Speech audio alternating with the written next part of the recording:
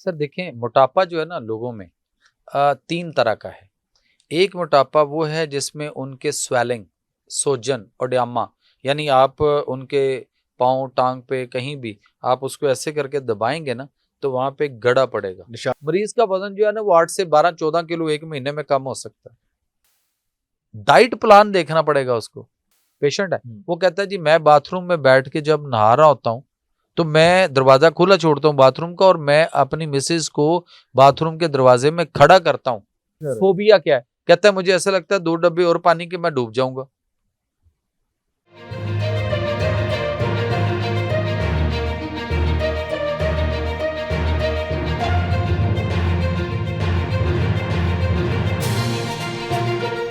तो सर ये किस तरह से आपने फिर सर्वाइव करना, ये तो पूरी हमारी इकोनॉमी खराब हो जाएगी आप जैसे की बातें कर रहे हैं, क्योंकि हमारी तो एजुकेशन सर और हेल्थ जो फ्री मैं होनी चाहिए सबसे बड़ा सर मैं बिजनेस है वो पाकिस्तान हाँ में। मैं वो तो ये तो मुआशरा तुसी क्यों जो सर गल मैं कर रहे वो हो। मुआशरा देना चाह रहा हूँ कौम को जो अल्लाह के नबी सल्लल्लाहु अलैहि वसल्लम आज अल्लाह से अकबर, 1500 साल पहले अल्लाह दे अकबर, चुके दे हैं। चुके हैं। दे चुके सिर्फ हैं। रिवाइव ये करना मैं कोई ख्वाब है। नहीं दे रहा। रिवाइव मैं कोई करना है। मतलब ऐसा कोई ख्वाब नहीं सोच रहा कि मैं दीवाने का दीवाने ख्वाब है का। इस तरह से। हाँ। ये मेरे और नबी करीम सल्लल्लाहु अलैहि अल्लाह वसल्लम अकबर, 1500 साल अल्लाह पहले अकबर, दे चुके। अल्लाह अकबर। जब इस्लाम की पहली रियासत मदीना शरीफ इस्लामी रियासत डिक्लेयर हुई, डिक्लेयर हुई थी। फारस, ईरान का पुराना नाम, फारस का बादशाह अपना एक हाजिक तबीब बारगाह रिसालत माब में बतौर तोहफा भेजते हैं और वर्ड्स करते हैं या रसूल सल्लल्लाहु अलैहि वसल्लम मुझे बतौर तोहफा भेजा गया है।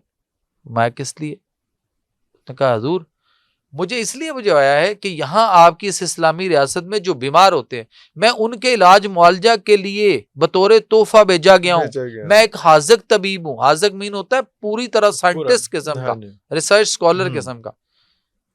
आप सल्लल्लाहु मुस्कुराए और आपने वो खूबसूरत तरीन तोहफा वापस भिजवा दिया, ये फरमाते हुए कि यहाँ कोई बीमार नहीं होता। बीमार नहीं हो तो और अल्लाह अगर कोई बीमार होता है तो वो कुरान के अंदर या तिब्बे नबी की रोशनी में उसके पास उसका फौरी वो इलाज मौजूद डायग्नोसिस है हो जाता है और उसमें। फौरी इलाज होता है और उसके बाद वो बीमारी वहीं से खत्म हो खत्म हो जाती है, जाती है। लंबी नहीं होती, कोई मसला इतना बड़ा नहीं होता। इसलिए आप जहां से आओ वहीं वहीं तशरीफ ले चले जाएं। जाए। एक वाकया ये। दूसरा, कुछ अरसा के बाद एक हकीम जो है तबीब यूनान से और एक स्कैलिपस से, यूनान में ही थोड़ा सा आगे जाके एक इलाका है स्कैलिपस का, वहां से वो आता है। 2 हकीम आए, तबीब आए और वो आकर मदीना शरीफ के अंदर उन्होंने अपना एक इलाजगाह जो थी वो बनाई और वो बैठे रहे। अपना क्लिनिक टाइप बना लिया। यस, चलो। रवायात के अंदर ये मिलता है कि कुछ रवायात कहती हैं कि 6 माह, कोई रवायात कहती हैं कि नहीं 9 माह, यानी 6 से 9 महीने तकरीबन वो बैठे रहे। More less. हाँ जी। और दोनों फिर एक दूसरे को कहते हैं यार इतने तो फाके मर जाएंगे, इतने तो कोई आ ही नहीं रहा, आंदा ही नहीं। जिथे है सी उथे वापस चलिए। तो जाते वक्त उन्होंने सोचा कि इनके नबी से मुलाकात भी करते हैं। तो वो फिर जब नबी पाक सल्लल्लाहु अलैहि वसल्लम की बारगाह में गए तो उन्होंने कहा यार रसूल सल्लम यहाँ तो कोई पता नहीं बीमार नहीं हो रहा, कोई चक्कर नहीं, हम तो फाके मर गए। तो आपने फरमाया यहाँ कोई होगा भी नहीं। होगा भी नहीं। उसने कहा कैसे या रसूल सल्लम कैसे? आपने ये सूरा वो जो अल-राफ की आयत नंबर 31 कुलू वशरबू वला तसरफू ये आयत सामने रखी, हदीस दी कि खाओ पियो और इसराफ हस्ते तजावज। अब अल्लाह पेट भरकर ना खाओ और खाने पर खाना ना खाओ इसलिए कि यही मर्ज बीमारी का सबब है। तो उन्होंने आप सल्लम के साथ 27 सवालात एक मुकालमा हुआ उन 2 तबीब का नबी पाक से। उस 27 सवालात जो किए गए और उनके जो जवाब लिए गए, उन्होंने कहा या रसूल अल्लाह अगर ताड़ी उम्मत इससे कम ते रही और इस तरह ही अमल कर दी रही तो एक कभी बीमार नहीं होगी। हाँ, मैं वो मुआशरा लोगों को एजुकेट करने की कोशिश में हूँ फॉर गॉड से यार वो मुआशरा कहीं अपने सर वो मिलकर अगर हम कहें या कोई और करेगा ऐसे नहीं होगा। सर वो आप अपने घर से इब्तदा करें, मैं अपने घर से इब्तदा करता हूँ। मैं ये कहता हूँ कि मुझे कुछ नहीं लेना किसी से भी, मुझे किसने कुछ नहीं कहना कि कौन करेगा कौन करवाएगा। मैं सिर्फ ये कह रहा हूँ जो सुन रहा है वो अपने घर में वो इस्लामी फिजा पैदा कर ले जो अल्लाह के नबी सल्लल्लाहु अलैहि वसल्लम ने आज से 1500 साल पहले अपने मदीना शरीफ की पहली रियासत में डिक्लेयर की थी। तो आपके घर से बीमारियां निकल जाएंगी। मैं आज ऐसी फैमिलीज दे सकता हूं कि जो इस पे अमल कर रही हैं और पिछले 2, 2.5, 3 साल से उनके घर में कभी कोई तकलीफ कोई मसला नहीं हो। और अगर कोई हो जाए छोटा मोटा तो अगर वो मुझे कॉल करते हैं तो जस्ट अ किचन रेमेडी एक छोटी सी वहीं से ठीक हो जाता है, डॉक्टर के पास जाने की जरूरत नहीं। ਤੁਸੀਂ ਆਪ ਵੀ ਡਾਕਟਰ ਹੈਗੇ ਹੋ, ਆਪਣੇ ਪੈਰ ਤੇ ਆਪੇ ਕੁਲਾੜੀਆਂ ਮਾਰ ਮਾਰ ਕੇ ਤੁਸੀਂ ਪੈਰ ਖਰਾਬ ਕਰ ਲਿਆ ਆਪਣਾ। सर लोगों को ठीक करें, ये लोग इस वक्त जो है ना बहुत पिस चुके। सर हमारे यहाँ पे ओबेसिटी का शिकार लोग, बड़ी तोंद का शिकार लोग, जो वो क्या खाने की वजह से है कि उसकी और भी कोई वजूहात हैं उसकी? सर देखें, मोटापा जो है ना लोगों में 3 तरह का है।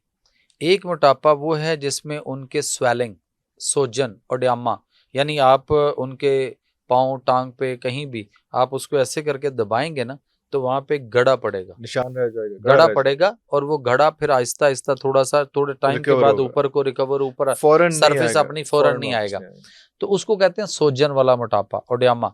ये ज्यादातर जो है ना वो पेशेंट्स में होता है, और पेशेंट में भी 2 तरह के, जिनका या तो जिगर, हेपेटाइटिस और इस तरह के मसाइल हैं लिवर के, ओए, या जिनके किडनी फेलियर्स और किडनी के मसाइल हैं, उनमें ये मोटापा मिलेगा। मोटापा सामने। ये आम पब्लिक में नहीं मिलेगा, ये सिर्फ पेशेंट में मिलेगा, ओडियामा वाला।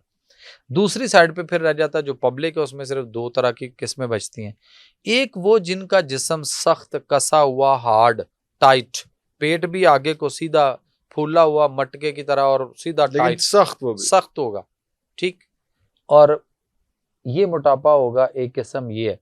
और दूसरी किस्म मोटापे की ये है, इसके उलट होगी, यानी जिस्म नरम, पिलपला, ढलका ढीला, हुआ, जो ढलका हुआ। लटका हुआ, वाइब्रेट करता है।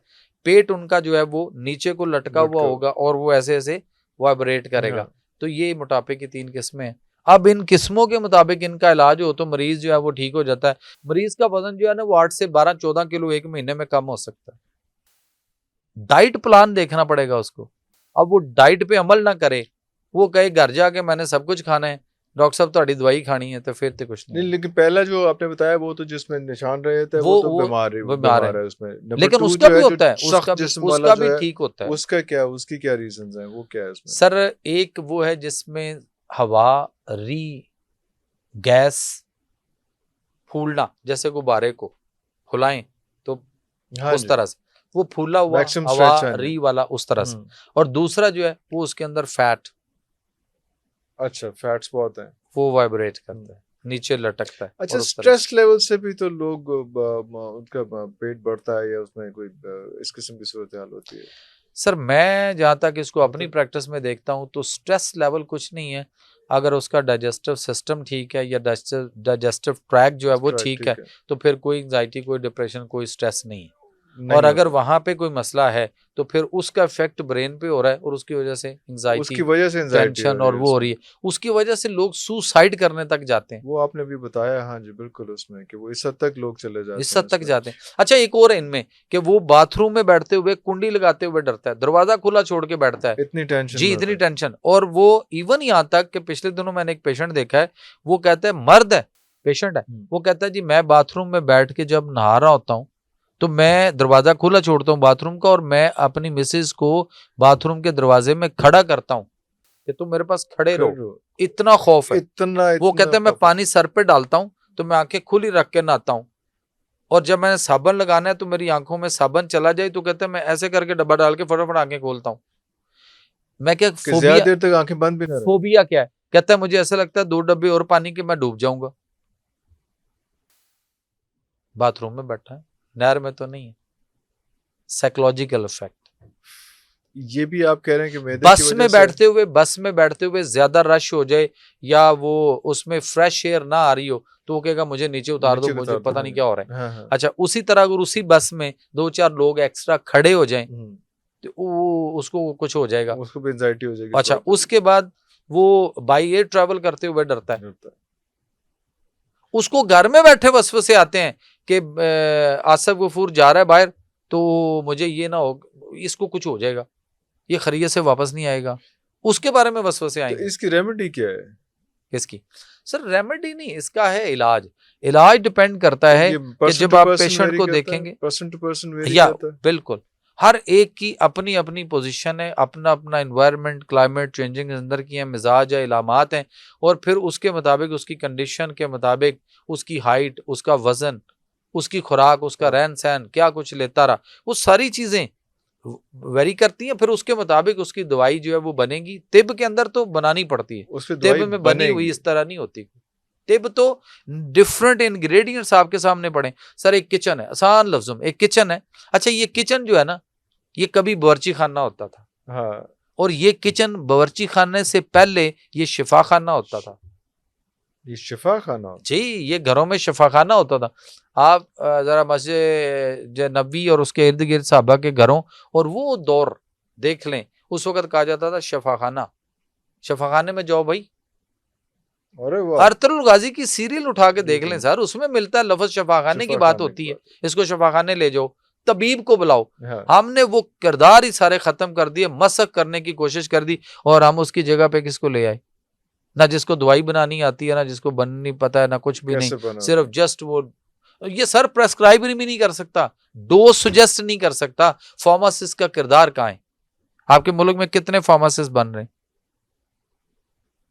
आपके डॉक्टर बन रहे हैं। सर नहीं, डॉक्टर ऑफ फार्मासिस्ट बन रहे हैं, बन रहे डॉक्टर ऑफ फार्मेसी हो रही है, हो रही, लेकिन उसका किरदार कहाँ उनका है? किरदार कहाँ है? उनका वो जो रोल प्ले था वो कहाँ है? वो कहाँ है? वो जिसने दवाई लिखनी, डोज सुजेस्ट करनी Suggest थी, करनी। वो बेहतर जानता है सर। उसने 5 साल, उसने भी बैचलर डिग्री किया ली है, वो बेहतर जानता है कि ब्रूफेन और पैनाडोल इकट्ठी दी जा सकती है कि नहीं। माएँ दे रही हैं बच्चों को, डॉक्टर वो कहते हैं डॉक्टर ने लिखा, डॉक्टर देता है, क्या देता है? वो कहते हैं जी पैनाडोल भी दे रहा है और ब्रूफेन भी दे रहा है, साथ कालपुल भी दे रहा है, ब्रूफेन भी दे रहा है ब्रूफेन भी दे बुखार उतारने के लिए।